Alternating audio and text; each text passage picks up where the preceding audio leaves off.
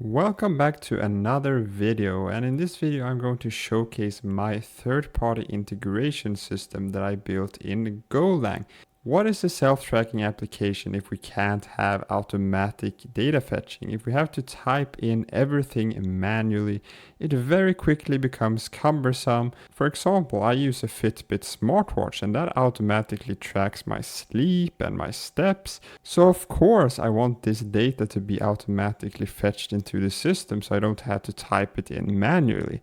But we can do loads of other interesting stuff. We can get the commits from GitHub. You can see how productive we have been, how many tasks we have completed in Todoist, what kind of weather and temperature it is, and correlate that with other metrics in our life. I tried to make this as dynamic as possible so that you can define integrations directly in JSON without having to write a single line of code. We can specify the URL where we are going to be fetching the data from and at what interval to be fetching the data. And we can also specify the fields that we're going to be pulling and parsing from the JSON response. And for this, I use the JSONPath syntax. This allows me to define at what path the different variables are going to be found.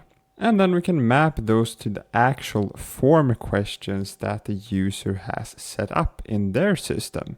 In the case that the remote response is in a different format, we also have some aggregation. So we can aggregate and divide, for example, this duration here by 60,000 to convert it from milliseconds into minutes. And in order to evaluate these JSON paths, I used a really neat library called JSONPath, which can be found on GitHub as well. Super convenient, just calling JSONPath.get, sending in that string and the data, and boom, we have that data evaluated from the JSON path. Then I created my own aggregation system, just like I mentioned with the division, but I defined these as interfaces. So now it's super easy to extend with a new aggregate variable. Maybe I want the current date time. Well, then I can just add a new struct that implements this aggregate path interface and just define the logic from there.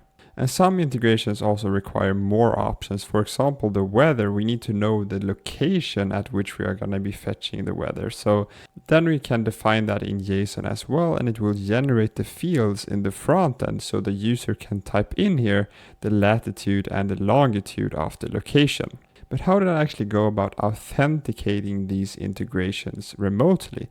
Well, for this I mainly used OAuth, which is a really widely known and widely adopted protocol that stands for Open Authentication. This also exists as a library in Golang as OAuth2. The basic principle of OAuth is that we tell the remote provider what kind of data we are interested in fetching. Maybe I only want to get the activity, the heart rate, and the location.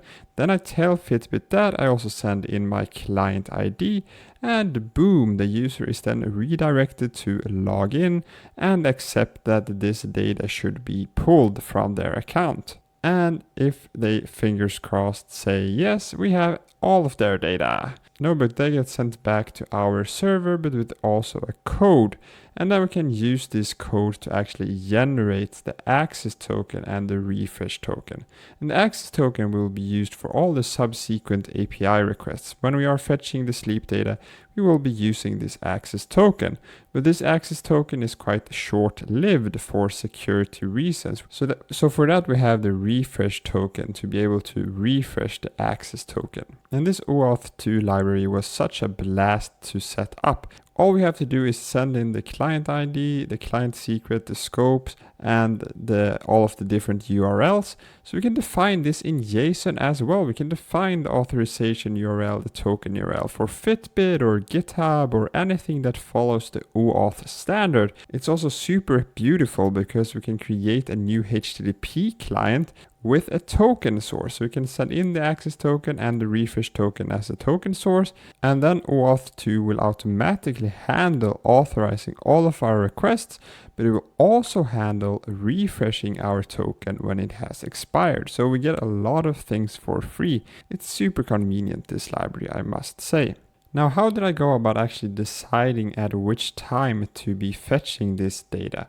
Well, for this I used CRON jobs, and they originally originate from Linux for executing different commands, but it works as well in Golang. So we can define things like at what interval to be fetching the data. We can specify the day of the week. Maybe we want to fetch it only on Thursdays or only on Thursdays at 6:31 p.m. We can be very specific. So we have loads of freedom defining this as a cron job. And for this, I also used a library called GoCron, a Golang job scheduling packet. Also really convenient and easy to set up. We can even specify a time zone. So if we want to fetch data at midnight, of course this midnight will happen at different times in different places. So we can specify the user time zone and just spending in the cron tab string. I also added a bit of random jitter so that we're not spamming the remote server and getting rate limited immediately. And then when the data has been fetched, we just map it to the question IDs that the user has specified, and the client can then fetch from the server and ask the server what kind of updates have occurred while I was gone, and boom, create journal entries locally. So since we were making a local first application, we fetch it only first when the client comes back online, but it will have been fetched in the background by our backend server, of course. So I hope that you guys enjoyed this video and that you found it interesting. If you want to check out the project or the GitHub, it's all linked in the description below. You can also find my Discord channel if you want to be part of the community that I'm trying to build. But other than that, I will see you guys in the next video. Peace out.